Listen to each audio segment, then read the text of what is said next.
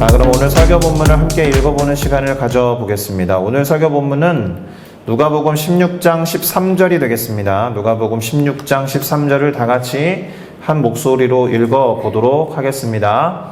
집 하인이 두 주인을 섬길 수 없나니 혹 이를 미워하고 저를 사랑하거나 혹 이를 중히 여기고 저를 경히 여길 것임이니라. 너희는 하나님과 재물을 겸하여 섬길 수 없느니라. 아멘. 자, 저는 방금 함께 읽은 누가복음 16장 13절 말씀을 가지고 재물인가 아니면 하나님인가 라는 제목으로 누가복음 16장을 전체적으로 살펴본 다음에 그 안에서 주님이 주시는 깨달음을 얻어서 우리의 삶과 신앙에 적용해 보고자 합니다. 그러니 같은 마음으로 제목을 따라 읽어 주시기를 바랍니다. 재물인가 아니면 하나님인가? 재물인가 아니면 하나님인가? 예, 감사합니다. 자, 제목과 관련해서 우리는 이미 오늘 살펴볼 누가복음 16장의 결론을 미리 알 수 있습니다.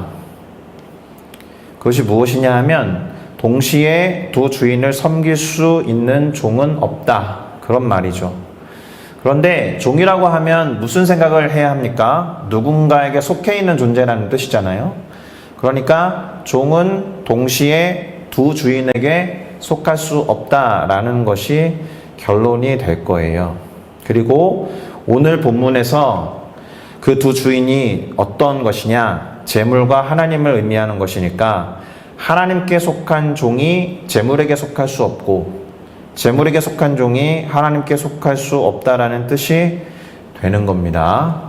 말 그대로 우리가 오늘 설교 본문으로 읽어보았듯이 재물과 하나님을 겸하여 섬길 수 없다는 것, 재물이냐 하나님이냐 이 둘 중에서 꼭 하나를 선택해야 한다는 말이 되는 겁니다. 그러니 이 질문에 답해보는 오늘의 예배가 되기를 바랍니다. 자, 그런데 오늘 공부하는 누가복음 16장에는 많은 사람들이 꼽는 난제가 있습니다. 난제. 그러니까 해석하기 어려운 구절이 등장하고 있다라는 거예요. 그 구절이 무엇이냐 하면은 누가복음 16장 9절인데요. 내용은 이것입니다. 불의의 재물로 친구를 사귀라. 그리하면 그 재물이 없어질 때에 그들이 너희를 영주할 처소로 영접하리라. 이 구절인데요. 우선 영주할 처소라고 했으니까 영원히 거할 처소라는 뜻이에요. 자, 불의의 재물을 가지고 친구를 사겨라. 올바른 재물도 아니고 불의의 재물로 친구를 사귀라는 것이 과연 예수님의 가르침이 될 수 있느냐? 예수님이 우리에게 가르쳐 주시는 깨달음과 교훈이 될 수 있느냐? 어떻게 예수님은 불의한 재물로 친구를 사귀라고 할 수 있느냐? 이런 질문을 떠올리게 된다라는 거죠. 그래서 어렵다라는 거예요. 그리고 우리는 직관적으로 어떤 생각을 하느냐 하면 불의한 재물이라고 하면 직관적으로 의로운 재물이라는 것도 생각을 하게 돼요. 그렇죠? 그러면 불의한 재물도 있고 의로운 재물도 있다라는 것은 혹시 재물이라는 것이 쉽게 말해서 돈이라는 것이 그 자체로 의로운 것인가 아니면 불의한 것인가 이런 질문도 던지게 된다라는 말입니다. 결론부터 말하면 재물은 그 자체로 가치 중립적인 거예요. 그 자체가 불의하거나 의롭다라고 말할 수 없다라는 거죠. 어쩌면 아니 분명하게 재물과 돈을 사용하는 사람의 동기와 마음에 달린 것이지 재물 자체는 그런 가치나 평가를 해낼 수 없는 중립적인 것이다 라는 겁니다. 자, 그러면 누가복음 26장 9절에서 사용된 불의한 재물이라는 말은 무슨 의미일까? 그걸 생각해 볼 필요가 있는데요. 쉽게 말해서 이렇게 바꿔서 생각하시면 됩니다. 불의한 재물이란 세상에서 통용되는 재물, 세상적인 재물 이렇게 보시면 돼요. 예. 그렇다라고 뭐 세상이 불의하다라든가 세상에 거룩하지 않은 세상이다라는 뜻은 아니에요. 이 구절을 해석하기 위해서 문법적인 걸 설명을 해드릴 텐데 어떤 것과 대조되기 때문에 그렇게 사용하신 겁니다. 일단 불의한 재물로 친구를 사귀라라는 말, 그 문장 하나 하고요. 그 그들이 너희를 영원히 거주할 처소로 영접할 거다라는 문장, 이 두 문장이 있잖아요. 이 두 문장에 사용된 문법을 좀 봐야 됩니다. 그렇게 어렵지 않으니까 겁먹지 마시고, 이 두 문장에 사용되어 있는 그리스어 전치사가 있습니다. 하나는 제가 그냥 알파벳으로 적어놨는데 에크라고 발음하는 것이고, 또 다른 하나는 에이스라고 발음하는 거예요. 에크는 그 뜻이 from이에요. from. 안에서 밖으로, 어딘가에 안에 있다가 밖으로라는 뜻이 되는 것이고, 에이스는 어딘가에 밖에 있다가 안으로, 그래서 into의 의미입니다. 어렵지 않죠? 그리고 그리스어도 영어랑 어순이 같기 때문에 그렇게 해석하면 어렵지 않은데요. 우리가 난제로 삼고 있었던 그 구절의 핵심적인 부분을 영어로 이 전치사를 넣어서 옮겨보면 이렇게 될 겁니다. Ek, the wells of unrighteousness, 그리고 Ace, the eternal dwellings, 이렇게 될 거예요. 괜히 그리스어를 적어놨는데 전치사로 바꾸면 훨씬 더 쉽겠죠? From the wells of unrighteousness into the eternal dwellings, 이렇게 되니까 불의한, 아까 세상적인이라고 했으니까 세상적인 재물로부터 어디로 가야 된다는 거예요? 영원히 거주할 처소 안으로 가야 한다, 이런 의미가 된다는 겁니다. 그러니까 우리가 난제로 삼고 있었던 구절을 이렇게 바꿔 설명해 드릴 수가 있습니다. 세상의 재물의 안에서부터 빠져나와서 친구를 사겨라. 그렇게 되면 그 재물이 없어질 때에 그들이 너를 영원히 거할 집에 밖으로부터 안으로 맞아줄 것이다. 너를 인도할 것이다. 이런 문장이 되는 거예요. 다시 말해서 그것에서 벗어나야 한다는 것과 어딘가로 들어가야 한다는 점에서 우리는 세상적인 재물보다 친구를 사귐으로써 영원한 처소로 들어가야 한다라는 의미로 받아들일 수 있습니다. 이 문장을. 세상적인 재물로부터 벗어나서 친구를 사귐으로써, 이 말은 재물을 사용해라 이런 거죠. 사귐으로써 영원한 처소로 들어가라. 한마디로 재물보다 더 중요한 것이 있다라는 것을 말씀하신 겁니다. 재물보다 더 중요한 것은 니네가 어디에서 영원한 처소를 보낼 것인가에 있다. 그래서 이 누가복음 16장에는 그 뒷부분에 이름 모를 부자와 거지 나사로의 이야기가 나오거든요. 잘 아시는 이야기잖아요. 세상 죽기 전의 이야기로 시작했지만 사실 이 이야기의 핵심 배경은 어디예요? 죽은 다음에 이 두 사람이 어디에 가느냐에 있잖아요. 그러니까 영원한 처소에 관한 이야기를 하고 있다는 점에서 이 흐름이 잘 맞아떨어진다, 이렇게 설명할 수 있습니다. 잠깐 그 이야기를 해보면, 그 이름 모를 부자, 재미있죠? 부자는 이름이 나오지 않아요. 거지는 이름이 나오는데, 어쨌든 만약에 그 이름 모를 부자가 자신의 재물을 사용해서 거지 나사로를 친구로 삼았다라고 한다면, 예수님의 예화로 들었던 그 이야기 안에서 그가 죽은 다음에 머물게 되었던 영원한 처소는 바뀌지 않았을까? 우리가 잘 알듯이 이 이름 모를 부자는 지옥에 가 있잖아요. 그리고 거지 나사로는 천국을 상징하듯이 아브라함의 품에 안겨있는 구절이란 말입니다. 자, 그렇게 난해한 구절, 곧 누가복음 16장 구절을 해결하고 나면 그 다음에 이어지는 구절들이 잘 이해가 됩니다. 그래서 그 다음에 이어지는 누가복음 16장 10절에서 12절을 살펴보도록 할 텐데 제가 읽어보겠습니다.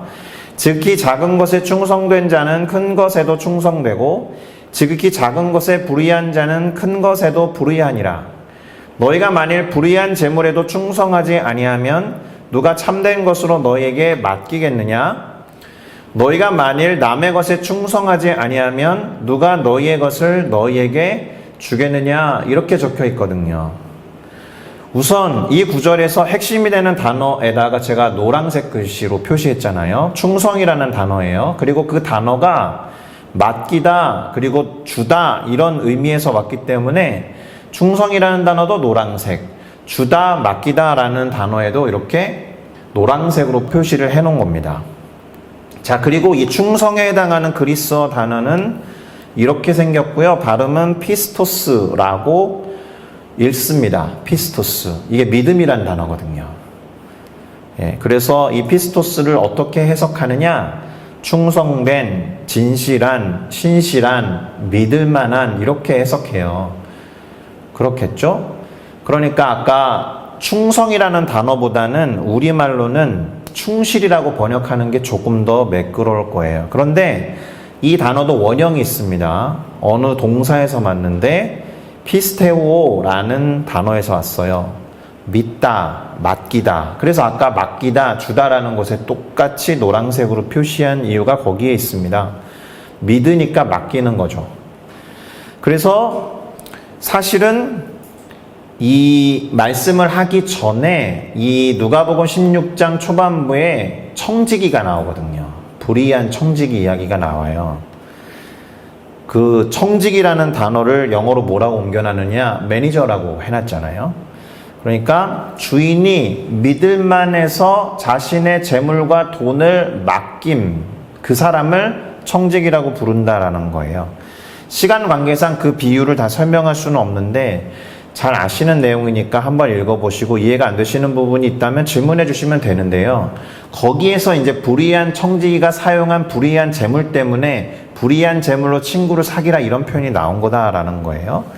그런데 이 청지기로 번역한 그리스도 단어가 중요해요. 청지기로 번역한 그리스도 단어는 이렇게 생겼고요. 발음은 오이코노모스라고 있습니다. 오이코노모스. 그리고 이 단어는 말씀드린 바와 같이 청지기, 관리인, 재무관 이런 뜻이에요. 조금 더 직관적으로 번역을 한다면 사실 이 단어는 디스펜세이터라고 불러야 되거든요. 뜻은 뭐냐 하면 분배하는 사람 이런 뜻이에요. 청지기, 재무관 이런 사람들은 분배하는 사람이다. 재정이나 재물을 관리하고 적절하게 분배하는 일을 행하는 사람이 바로 청지기, 매니저, 곧 오이코노모스다라는 겁니다. 그리고 뭐 적어놓지는 않았지만 오이코노모스의 기본형이 오이코스인데요. 오이코스라는 단어에서 이코노미가 왔어요. 이코노미, 경제라는 단어가 오이코노모스라는 단어랑 관계 있다. 그러니까 경제는 잘 사용하면서 분배하는 것을 의미하는 거예요. 원래 어원이 그렇다라는 겁니다. 그러니까 충실이라는 단어를 설명하다가 여기까지 왔는데 누가복음 16장 10절에서 12절 아까 읽었던 것을 다시 풀어서 설명을 하면 이렇게 될 겁니다. 작은 것을 맡길만 하지 못하면, 그러니까 작은 것에 충실하지 못하면 큰 것을 그 사람에게 맡길만 하지 못한 것과 마찬가지로 세상의 재물을 대하는 태도에 있어서 그것을 맡길만 하지 못한 사람이라면, 다시 말해서 세상의 재물로부터 빠져나오지 못한다라면 어떻게 세상 것이 아닌 참된 것을 그 사람에게 맡길 수 있겠냐, 이런 뜻이 되는 거예요. 그리고 세상 재물을 대하는 그 태도는 어떤 것이어야 되느냐? 적절하게 관리하고 분배할 수 있어야 한다는 점에서 적어도 이 누가복음 16장을 통해서 대할 수 있는 재물이나 돈이나 재정에 대한 태도는 무엇이 되어야 하느냐? 잘 사용하고 올바르게 분배하는 것에 관심을 두는 게 우리가 지금 접하고 있는 재정, 돈, 재물에 대한 바른 태도가 될 거다라는 겁니다. 자, 이러한 관점으로 누가복음 16장 1절부터 13절까지를 살펴보면 난해한 구절도 그렇고 대체로 무난하게 이해가 될 수 있을 것이다. 그러니까 개인적으로 읽어보시고 혹시 그래도 이해가 안 되면 질문을 하셔도 좋겠습니다.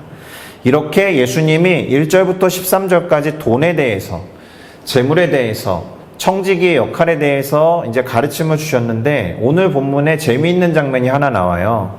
이 이야기를 듣고 있던 바리새인들을 어떻게 묘사하고 있느냐? 16장 14절에서 다음과 같이 기록합니다.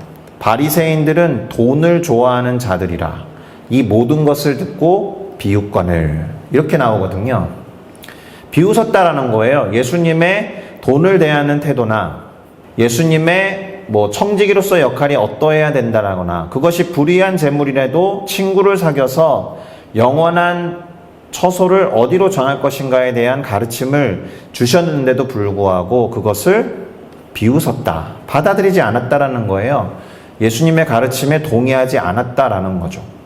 그런 모습에 대해서 예수님이 그러면 뭐라고 하셨을까요? 그 다음 구절을 읽어보도록 하겠습니다. 제가 읽겠습니다.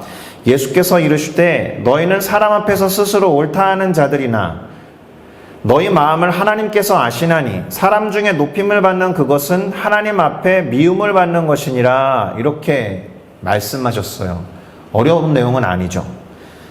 바리새인들이 사람들 앞에서 스스로 옳다고 하지만 하나님은 그들의 마음을 아신다라는 거죠. 사람 중에서 높임을 받고자 하는 마음을 하나님이 싫어한다라는 뜻입니다. 그런데 이 말을 통해서 조금 더 알아야 할 것이 있습니다. 무슨 말이냐면, 자, 바리새인들이 돈을 좋아했다라는 것은 예수님이 방금 하신 말씀을 통해서 볼 때 그들이 사람들로부터 높임을 받고자 하는 삶, 그러니까 예를 들면 성공, 성취, 번영, 부요함 등을 추구하는 자들이었다라는 거예요. 이는 그들이 율법, 곧 하나님의 말씀을 그렇게나 강조하면서 옳은 척 했지만 사람 중에서 높임을 받고자 했다라는 말은 마치 종이 두 주인을 섬길 수 없다라는 그 말씀 있잖아요. 하나님과 재물을 겸하여 섬길 수 없다라고 하신 말씀과 이 바리새인들의 태도가 정면으로 배치된다라는 뜻이 되는 거예요. 그러니까 바리새인들이 하나님을 향한 종으로서의 마음이 아니라 물질과 재물을 향해서 갖고 있었던 그들의 마음을 예수님께서 이렇게 책망하신 거다라고 할 수 있겠습니다.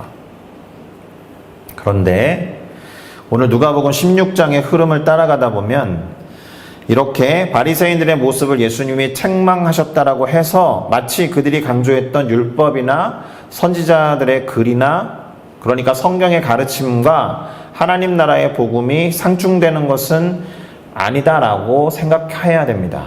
왜 제가 이런 말을 하느냐 하면 이 다음 구절에서 다음과 같은 말씀이 적혀있기 때문에 그런데요. 누가복음 16장 16절을 읽어보겠습니다. 율법과 선지자는 요한의 때까지요. 그 후부터는 하나님 나라의 복음이 전파되어 사람마다 그리로 침입하느니라. 이렇게 말씀하셨거든요.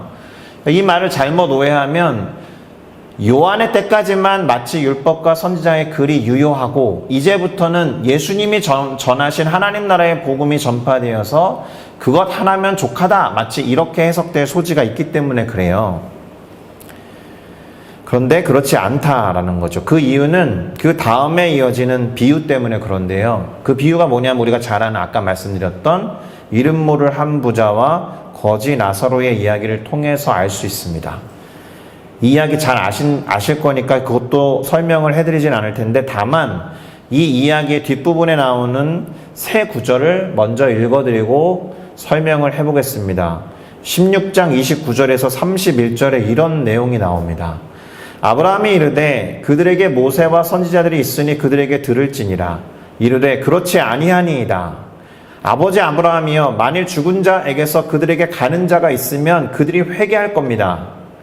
이르되 모세와 선지자들에게 듣지 아니할 거면 비록 죽은 자 가운데서 살아나는 자가 가서 말한다 해도 권함을 받지 아니할 거다. 이렇게 말해 놓은 거예요. 무슨 말이냐면 이 이름 모를 부자가 지옥에 있고 거지 나사로가 아브라함의 품에 있는 걸 보고 자기 형제들이 걱정된 이 부자가 나사로를 자기 형제들에게 보내달라, 그래서 메시지를 전해서 그들로 하여금 나처럼 이 지옥에 오지 않게 해주세요 했더니 아브라함이 그렇게 말한 겁니다. 모세와 선지자들의 이야기를 듣지 아니할 거면 죽었다가 살아난 나사로가 가서 증언을 해도 그들은 권함을 받지 않을 거다. 이미 모세와 선지자들, 다시 말해서 율법과 선지자들의 글을 포함한 구약 성경의 가르침을 받지 않는다라고 하면 죽은 자, 기적적으로 살아나서 그 이적으로 메시지를 전해도 그들은 받아들이지 않고 천국에 들어올 수 없다라고 하신 말씀입니다. 그러니까 모세의 글, 선지자들의 글과 하나님 나라의 복음이 상충된다는 것이 아니라 일관된 흐름 가운데 있으니 복음을 듣고 영접하는 게 중요하다라는 이야기를 하신 겁니다. 자, 여기까지가 누가복음 16장의 내용이라고 할 수 있어요. 특별히 재물과 관련해서 귀한 가르침을 주는 장이 누가복음 16장이라고 보시면 되는데요. 한마디로 다음과 같은 문장으로 정리해 볼 수 있을 것입니다. 하나님이 주인이시고 우리는 그분의 청직이라는 것이고요. 그래서 우리에게 맡겨주신 재정과 재물과 돈을 그분의 뜻에 따라서 사용하고 제대로 분배하는 사람이 되어야 한다. 이것이 재정과 재물, 물질과 돈을 대하는 태도가 되어야 한다라는 게 누가복음 16장의 메시지라고 할 수 있습니다. 그래서 이제 매 주일마다도 그렇고 이 수요배의 헌금을 봉헌하는 기도에서도 늘 언급하고 있잖아요. 재정과 물질의 사용자가 되게 해달라고 기도하는 겁니다. 자, 그러니 이런 구도를 생각해 보면서 설교를 마무리 지어 보도록 하겠습니다. 하나님이 주인이시고 우리는 그분의 청지기로서 재물을 수단으로 삼아서 그것을 효과적으로 사용하고 분배하는 입장에 있는가? 아니면 재물이 우리의 주인이 되어 있고 우리는 그저 그것의 종이나 하수인이 되어 있어서는 그 재물을 더 얻기 위해서 하나님을 마치 수단으로 삼고 있는가? 하나님을 성공과 번성케 하는 수단으로 이용하고 있는가? 하나님이 마치 복을 주시지 않으면 그분을 찾지도 않고 예배하지도 않는가? 마치 복을 받기 위해서 예배드리고 복을 받기 위해서 봉사와 섬김을 하고 있는가? 이런 질문들을 던져보시고 정직하게 답하셔야 하는 겁니다. 이것이 오늘 설교 제목, 재물인가 아니면 하나님인가 이렇게 정한 이유가 되는 거예요. 그래서 물어야죠. 나의 주인은 재물인가 아니면 하나님인가? 기도하시겠습니다.